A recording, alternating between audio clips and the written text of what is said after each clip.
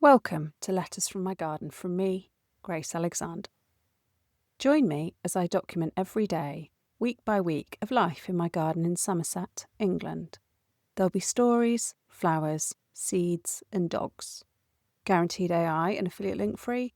Just me, you, and a week of adventures. Monday. As we sail towards the solstice, there are signs of spring. Maud swims on every walk now.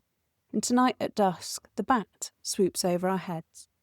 I don't know what the lifespan of a bat is, and I cannot imagine it's the same one every year. They always do the same thing. Following us, along the field edge by the stream, dancing and dive-bombing over the dogs, and then disappearing when we go through the kissing gate. Tuesday. A drive to Kent for the day. A glorious morning, all mists and vistas. I follow a van with a tree poking out of the back through most of Wiltshire. Terribly excited when it finally turns left and I realise it's Tatty Rose. Do Google, highly recommend. The other highlight of the day also happens in Wiltshire. On the way home we pass Stonehenge at sunset. A few days early for the Druids, but magical, all the same. Wednesday. Some days I check the weather constantly, and some days I just can't bring myself to. This absolutely glorious wall-to-wall sunshine is torture when I'm going to work, and I can't help feeling it just won't last until the weekend. I summon up the courage though, and the forecast is favourable. I have everything crossed. Thursday. I was possibly a little ambitious with how many tulips I put into a bulb lasagna, but I confess I'm loving the abundance. I don't use a lot of white in the perennial border in the field, but I have accidentally created a pale vignette in the centre of the kitchen garden. The blue-tit damson is covered in prolific blossom. They take a few years to become truly fruitful, but do have high hopes.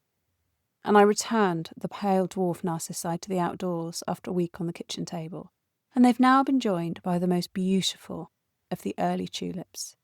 Purissima, an exotic emperor, softened by apricot pride.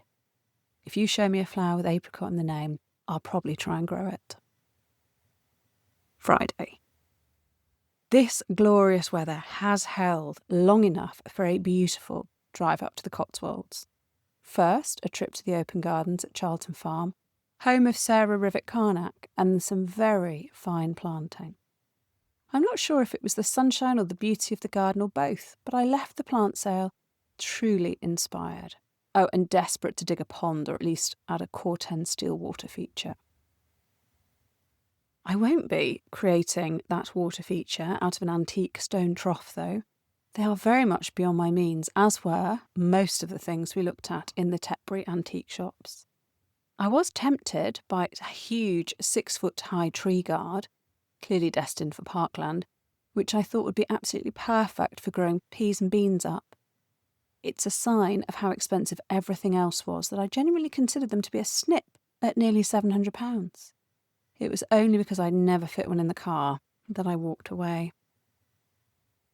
Lunch at the Woolpack in Slad, the valley bathed in that fresh green that you only see at the very start of spring, and in sunshine.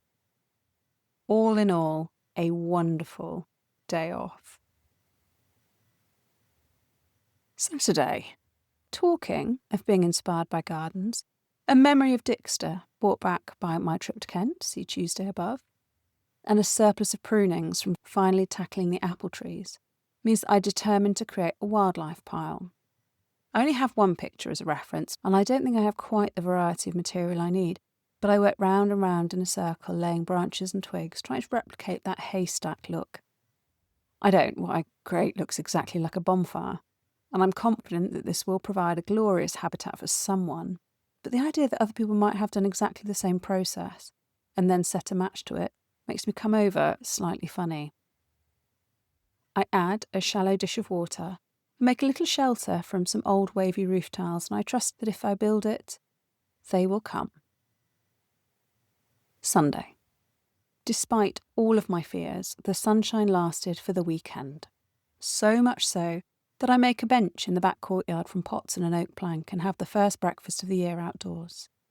I have to move about 500 sweet peas to do this, but it is worth it. And the rest of the day is spent broadforking with my new broadfork. I am resolutely no-dig in almost all areas, but the kitchen garden was a very compacted lawn for a very long time, and I'm convinced that a little lifting will do it the world of good. It needs something. I have some chicory plants that are smaller now than when I planted them 6 months ago. I hope you've been loving the sunshine too. Have a wonderful week. Much love.